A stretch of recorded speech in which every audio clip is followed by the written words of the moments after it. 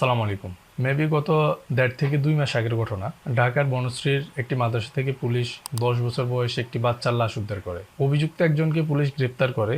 যাকে গ্রেপ্তার করা হয় শিহাব নামের একজন, ও ওই মাদ্রাসারই একজন ছাত্র, বড় ছাত্র, মেবি 19 বছর বয়স। অভিযোগ কি বলাৎকার করে ওই ছেলেটাকে মেরে ফেলা হয়েছে। তবে এই ঘটনায় আমার কাছে সবচেয়ে শকিং যে বিষয়টা লাগছিল তখন, সেটা হচ্ছে যাকে পুলিশ গ্রেপ্তার করছে অভিযুক্ত, সে এর আগেও 3 থেকে 4টা বলাৎকারের ঘটনায় অভিযুক্ত ছিল ওই মাদ্রাসাতেই। তারপরও মাদ্রাসা কর্তৃপক্ষ তাকে ওখানে রাখছে, সে ওখানে পড়াশোনা চালাই গেছে, তারপরে সেই ঘটনা ঘটাইছে। আরেকটি ঘটনা, এটা 2021 সালের ঘটনা, ফেনীতে। ফেনীর দাগনভূঞার একটি মাদ্রাসার পাশের একটি ডোবা থেকে একজন বাচ্চার লাশ উদ্ধার করে পুলিশ। ওই বাচ্চারও বয়স 9 থেকে 10 বছর এরকম ছিল। প্রাথমিকভাবে মাদ্রাসা কর্তৃপক্ষ এটা প্রচার করে যে যে ওই ছেলেকে জিনা আসর করছে, আসর করে তারপরে ডোবায় ফেলে দিছে, এরপরে নাকি ছেলের মৃত্যু হয়েছে। কিন্তু পরবর্তীতে পুলিশ ওই ঘটনার অভিযুক্ত হিসাবে 2জনকে মেবি গ্রেফতার করে। এর ভিতরে একজন হচ্ছে ওই মাদ্রাসারই মুহতামিম। সে নিজে তারপরে স্বীকারোক্তি দেয় যে ওই বাচ্চাকে সে বলাৎকার করে গলা টিপে হত্যা করছে, এরপরে হচ্ছে সে ডোবায় ফেলে দিছে। তো এগুলো হচ্ছে আমাদের মাদ্রাসাগুলোর, বিশেষ করে হেফজখানা মাদ্রাসাগুলোর বাস্তবতা। এগুলো অনেক ঘটনা আগেও ঘটছে, আমরা ফেসবুকে দেখছি, বিভিন্ন মিডিয়ায় আসছে, এগুলো নিয়ে কথাবার্তা হয়েছে।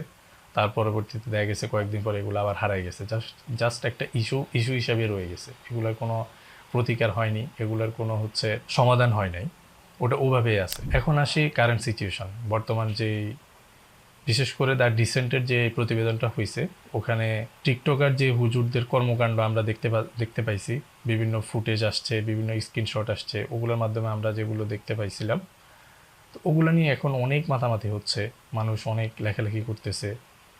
মাদ্রাসা অঙ্গনের ভিতরের লোক বা এর বাহিরের লোক, বিভিন্ন আঙ্গিকে লেখালেখি করতেছে। কিন্তু এখনও সবাই মেন ঘটনাটা আসলে কোথায়, মেন ঘটনাগুলো কোথা থেকে ঘটতেছে, ওটা কিন্তু এখনও কেউ ওখানে হাত দিতেছে না।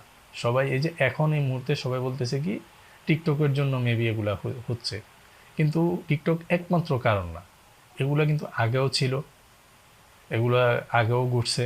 হয়তোবা অত সব কিছু আসে নাই, মাঝে মধ্যে যে ম্যাসিভ যে বড় ধরনের ঘটনাগুলো ঘটে গেছে, হত্যাকাণ্ডের মতো ঘটনা, বা কাউকে স্থানীয় লোকজন বা পুলিশ হাতে নাতে ধরছে, এরকম ঘটনা ঘটলে পরবর্তীতে আমরা জানতে পারছি। কিন্তু এখন টিকটকের কারণে সেটা আরও বৃহৎভাবে প্রকাশ পায়, যার জন্য আমরা আরো ভালোভাবে জানতে পারছি। এখন আসি এই ঘটনাগুলো কেন হচ্ছে। এর অনেকগুলো কারণ আছে, এগুলো অনেকে অনেকভাবে ব্যাখ্যা করেন। তা আমি মেন কয়েকটি পয়েন্ট আপনাদের সামনে তুলে ধরতেছি। এক, এগুলোর কেন্দ্রীয় কোনো নিয়ন্ত্রণ নাই। অর্থাৎ এই যে মাদ্রাসাগুলো ব্যাঙের ছাতার মতো গড়ে উঠতেছে, আপনার এভাবেই বলা লাগে, কারণ বিভিন্ন অলিতে গলিতে আপনি মাদ্রাসার ছড়াছড়ি দেখবেন। এই যে মাদ্রাসাগুলো গড়ে উঠতেছে, কিন্তু এগুলোকে নিয়ন্ত্রণ করার মতো কোনো প্রতিষ্ঠান, কোনো হচ্ছে বোর্ড ওরকম নাই। এগুলোর কোনো রেজিস্ট্রেশন নেওয়া লাগে না, কোনো ধরনের অনুমতি নেওয়া লাগে না, যে যার মতো হচ্ছে একটা মাদ্রাসা দিয়ে ফেলতে পারে, তারপরে হচ্ছে ওখানে কার্যক্রম শুরু করে দিতে পারে, কাউকে কোনো ধরনের কোনো জবাবদিহি করা লাগে না।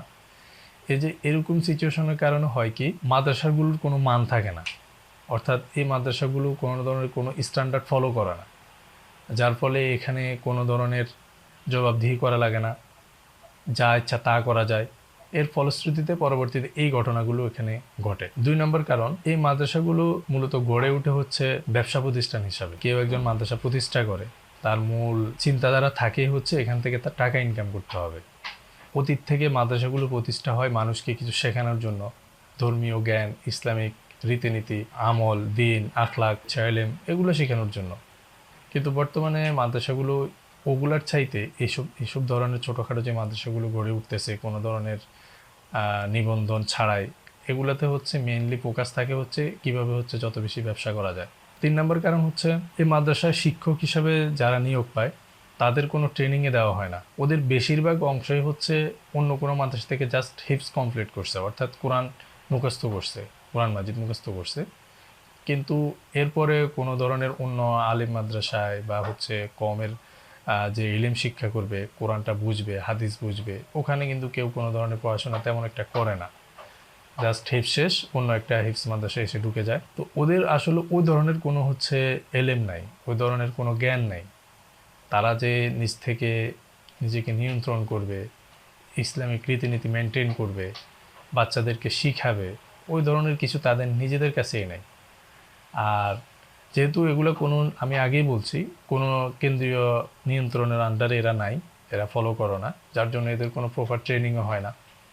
আর মাদ্রাসাগুলোতে যে মাদ্রাসার যারা হচ্ছে প্রধান শিক্ষক থাকেন বা মুহতামিম থাকেন, তারা নিজেদের ইচ্ছায় যাকে ভালো লাগে তাকে নিয়োগ দিয়ে দেন। ফলশ্রুতিতে পরবর্তীতে তারা এই ধরনের ঘটনা ঘটায়। সবাই না, আমি সবার কথা বলছি না, যারা করে তারা ম্যাক্সিমাম হচ্ছে এরকম।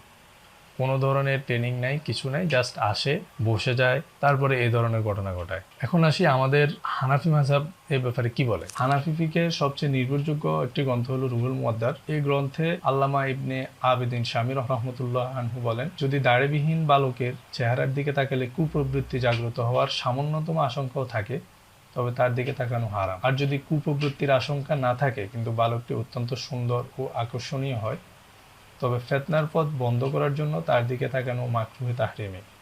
মাকরুহ তাহরিমি অর্থাৎ হারামের কাছাকাছি। হানাফি মাযহাবের আরেকটি ফতোয়ার গ্রন্থ ফতোয়ায়ে আলেমগীরিতে আছে, কোনো সুন্দর দাড়িহীন বালকের দিকে কুপ্রবৃত্তির নজরে তাকানো, তাকে স্পর্শ করা এবং তার সাথে নির্জনে অবস্থান করা পরনারীর মতোই হারাম।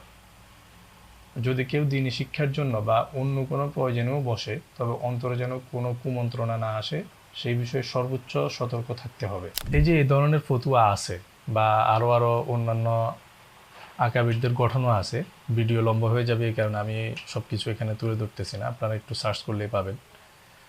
আমার মনে হয় না যে কোনো মাদ্রাসায় যেসব শিক্ষকরা এসব শিক্ষকদেরকে নিয়োগ দেওয়া হয় এরা এগুলো জানে, ন্যূনতম এদের এসব সম্পর্কে জ্ঞান আছে। আমার মনে হয় না আছে।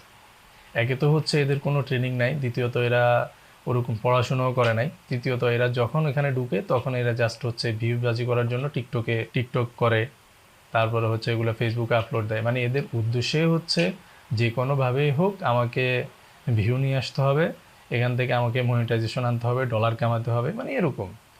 যে এসব চিন্তাধারার লোক যদি হচ্ছে টিচার হয়, শিক্ষক হয়, তাহলে ওখান থেকে ভালো কিছু কখনোই আসবে না। এখন আসা যাক আমাদের করণীয় কি।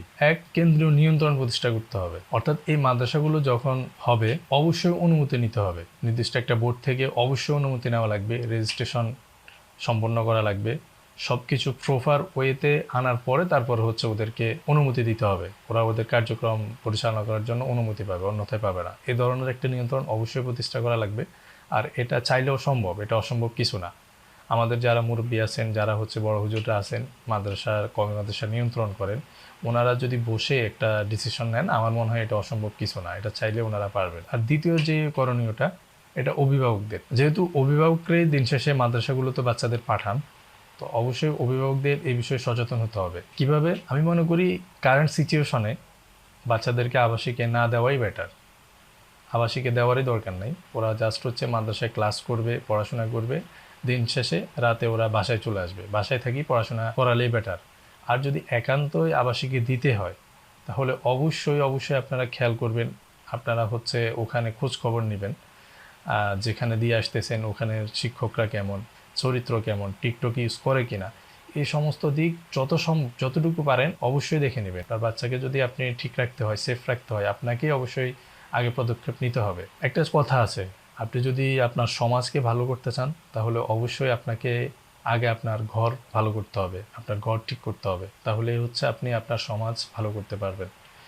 আমরা যারা ইসলামকে সবার উপরে প্রাধান্য দিই, নিজের জীবনে ইসলামকে ইমপ্লিমেন্ট করার চেষ্টা করি, অবশ্যই আমাদের এই বিষয়ে কনসার্ন হওয়া উচিত। কারণ মাদ্রাসাগুলো হচ্ছে দ্বীন শিক্ষার, ইসলাম শিক্ষার মৌলিক স্থান। আপনার মৌলিক স্থানটা যদি ধ্বংস হয়ে যায়, ধ্বংসের পথে চলে যায়, তাহলে দিন শেষে এই পুরা উম্মা, পুরা জাতি, পুরা মুসলিম জাতি এটার ক্ষতির দায়ভার নিতে হবে। সুতরাং এখন থেকে আমাদের সাবধানতা অবলম্বন করতে হবে। আমাদের যে যেখানে আছি, যদি আমি অভিভাবক হই, আমি আমার দায়িত্ব পালন করব। যদি আমি একজন মাদ্রাসার শিক্ষক হই, তাহলে অবশ্যই আমি আমার জায়গা থেকে চেষ্টা করব। অবশ্যই আমি জানি অনেক ভালো শিক্ষকরা আছেন যারা মাদ্রাসায় বাচ্চাদের পড়াশোনা শেখান, আদব আখলাক শেখান, অনেক ভালো ভালো টিচাররা আছেন। ওনাদের বলবো আপনারা পদক্ষেপ নেন, কথা বলেন এগুলো নিয়ে। আর তারপরে যারা আমাদের মুরব্বীরা যারা আছেন, ওনাদের সাথে বসেন, এগুলো নিয়ে কথা বলেন।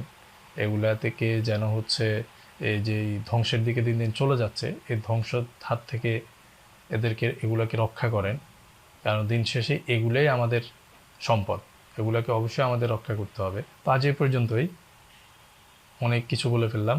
কোনো কিছু যদি ভুলভ্রান্তি হয়ে থাকে অবশ্যই কমেন্টে জানাবেন। আর কমেন্টে আমার ইউটিউব চ্যানেলের লিঙ্কটাও দেওয়া থাকবে, চাইলে সাবস্ক্রাইব করে রাখতে পারেন। আসসালামু আলাইকুম।